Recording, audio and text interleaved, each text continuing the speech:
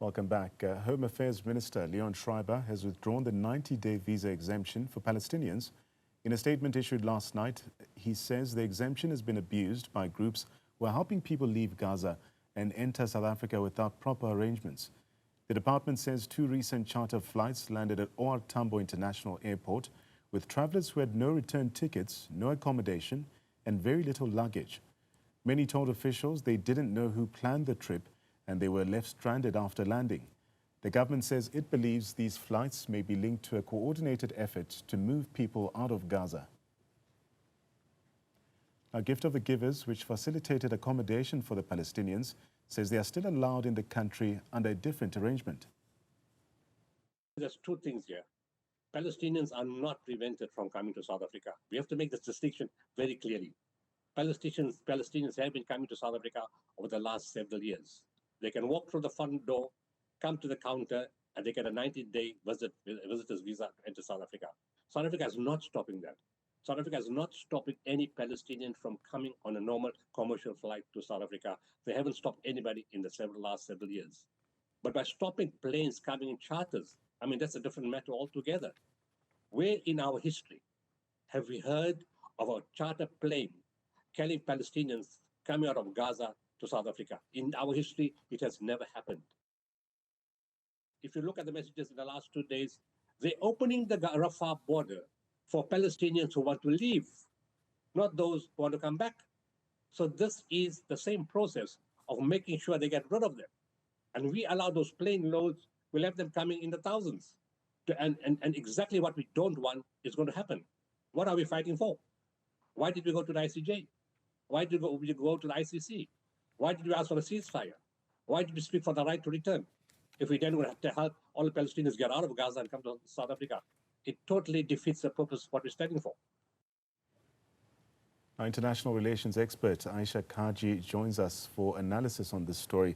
Ayesha, good to have you on the program this evening. So South Africa has long positioned itself as a vocal supporter, especially of the Palestinian cause. How does this decision then to revoke the 90-day visa exemption align, or does it clash with the established global image of South Africa as well? I believe it actually aligns with South Africa's image of supporting the Palestinians. As Dr. Suleiman just mentioned on your program, this doesn't affect the Palestinians currently in the country who came in on those 2 flights that were brought in on a charter that was very questionable in Tlantla because they came without an exit stamp from Palestine or Israel.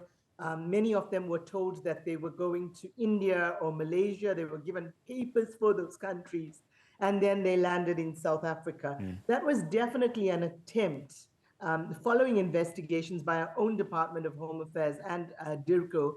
It was definitely an attempt to smear South Africa. It was an attempt to ethnically cleanse the Gaza Strip through an intermediary, the so-called Al-Majd organization, which appears to be a very shadowy organization. And it was an attempt to make South Africa complicit in the ethnic cleansing of Palestinians from Gaza at a time when we were about to host the G20 summit, at a time when we still have an ongoing case at the ICJ, etc. So it was really an attempt to smear South Africa's international image, but it was also very clearly an attempt to ethnically cleanse these people out of Gaza. They were not allowed to bring luggage. They were allowed to bring very limited funds with them. They were not even allowed to bring things such as baby food for the infants on board or napkins for the infants on board. So it was very definitely an attempt to just get them out of Gaza with the complicity of the Israeli government and then leave them to fend for themselves in destitute circumstances. Luckily, people like the NGO Gift of the Givers and other civil society organizations stepped in and have assisted those who chose to remain in South Africa. Our government is processing the asylum applications of a few of those people. Not everybody requested asylum, and others have been, have chosen to go on to other destinations. But the issue is that South African law was abused by Israeli-aligned organizations.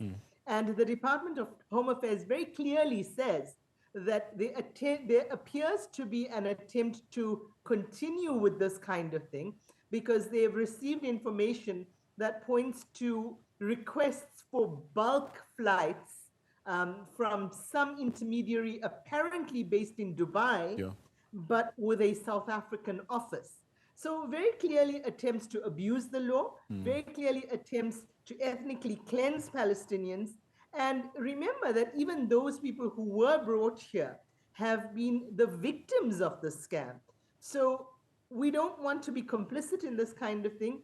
The law, the 90-day visa-free exemption, is to encourage short-term travel, tourism, etc., to South Africa, and it's very clearly not being used for those purposes by these very shadowy, nebulous groups aligned to the Israeli state. Let's look at the impact on South Africa's moral leadership as well. South Africa, Ayesha, has often framed its foreign policy through a moral and a human rights lens, if you will. Does this visa reversal then risk weakening that moral authority, especially on the global stage? Actually, I think not, Nhlanhla, because South Africa has come out very clearly and said it will continue to receive and process refugee seekers, asylum seekers, etc. So it's not going to prejudice those people. What it will do is it will put a stop to the abuse. And people who legitimately want to come from Palestine to South Africa for a short stay will also not be prejudiced by this, but they will now be required to apply for a visa so that the circumstances surrounding their desire to travel to South Africa for a short term, on a short-term visa, will be made very clear before there is any attempt to just drop them in the country unexpected, unannounced, without papers, without documentation, without luggage, without any means of support. That is what this move will do. It'll kill those attempts in the bud, but it will not actually prejudice those people seeking to legitimately enter South Africa on a short-term visa for tourism or other purposes, nor will it prejudice those seeking to enter South Africa as asylum seekers or refugee seekers. If they are legitimate, the South African government has very clearly stated that they will not be prejudiced. I want us to better understand that point, Ayesha. Many Palestinians do travel for medical care, education, or even safe refuge. So what could this new visa requirement then mean for ordinary Palestinian travelers who once relied on South Africa's supportive stance when traveling to this country?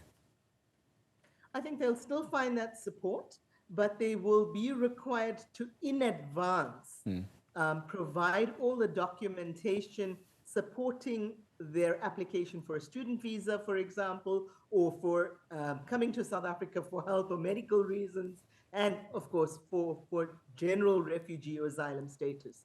So I don't think that will be affected in any material sense, except that the new requirement for a visa will firstly perhaps delay the process for a short period because there will be documentation required in advance.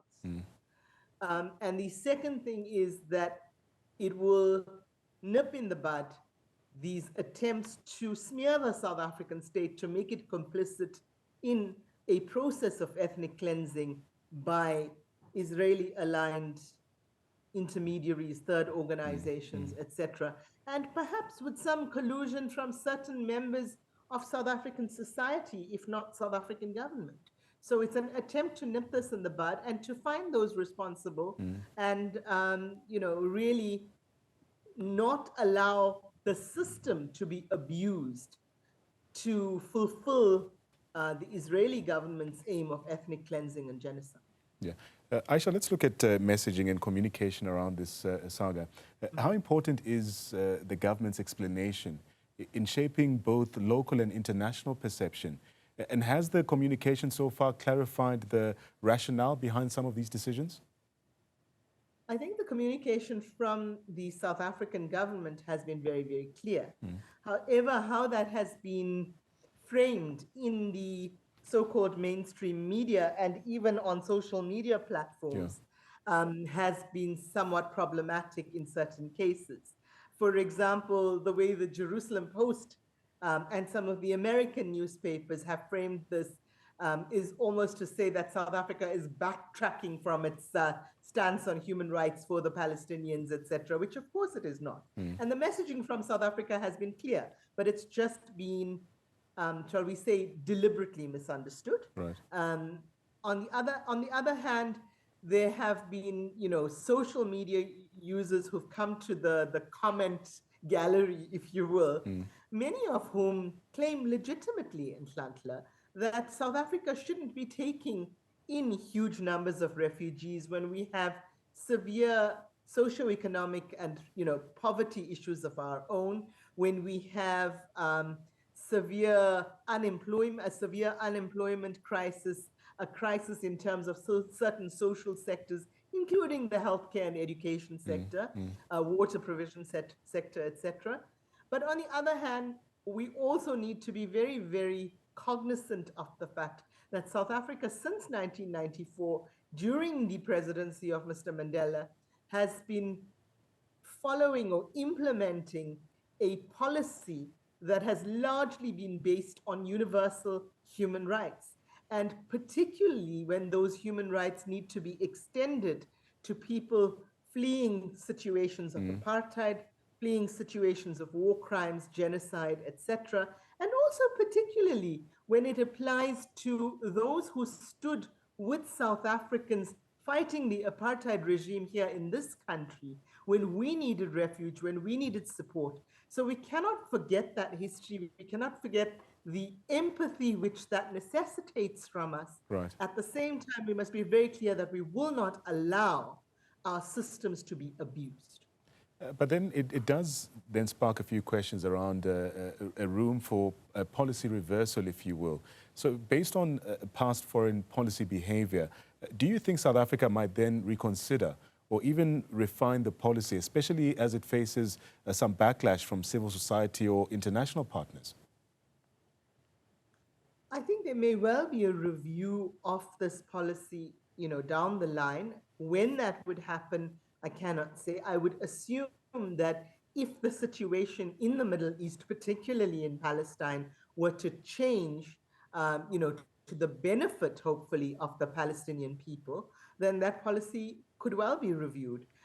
Whether it will apply to other countries or South Africa will sort of try to extrapolate that to other countries has also been raised as a concern. But I don't think that our current government is moving in that direction at all.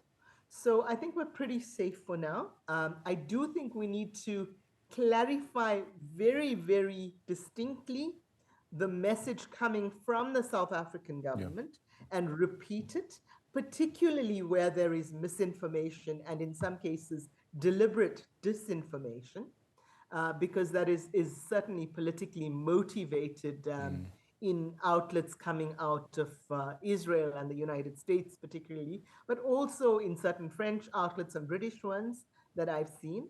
So we need to sort of correct the misinformation and disinformation where it does appear. But I don't think the South African government has any malicious intent in doing this. And in fact, I think it is a good move, because otherwise we leave ourselves vulnerable to having Palestinians whom the Israelis are attempting to ethnically cleanse out of Gaza and perhaps even out of the West Bank and East Jerusalem. We run the risk of them just being dumped here as those two plane loads were. And I do have loads of empathy for those people, and I do see that they are victims. But we don't want that happening, because then if we have a policy in place, we're obliged to take them in. So we want to nip this in the bud. We want to ensure that Palestinians who do come legitimately, whether that be as asylum or refugee seekers, whether that be as students or for medical care or for tourism. And certainly nobody will then be allowed into South Africa, Palestinian or not, on one-way tickets, which these people on the last two plane loads, the one on the 13th of November and the other one prior to that, were actually issued one-way tickets. And that in itself tells us that these people were victims, that they were victims of an ethnic cleansing policy, that what they had paid for and been promised was not actually what they got. They were confused, they were shattered, they were tired when they arrived here. Unfortunately, our border management agency was perhaps a little too stringent at the time, but that issue was cleared up and clarified. And certain civil society groups stepped up to the plate, and members of civil society, activists as well, as South African civil society has a tendency to do, I'm pleased to say. But at the same time, as I said, let's nip the abuse in the bud. Let's not be complicit with ethnic cleansing. And I think this revoking of the 90-day automatic visa for Palestinians is a step in the right direction for those reasons. Whether it is open to abuse, I think in Nhlanhla, pretty much any immigration law, visa law, etc., is open to abuse, could be open to abuse. Right. But hopefully our departments of Home Affairs and DIRCO will circumvent any attempts to abuse the new procedures. Ayesha, thank you so much for your time. That's international relations expert Ayesha Kajee joining us and giving us her analysis, of course, as the Home Affairs Minister Leon Schreiber withdrawing the 90-day visa exemption for Palestinians as well.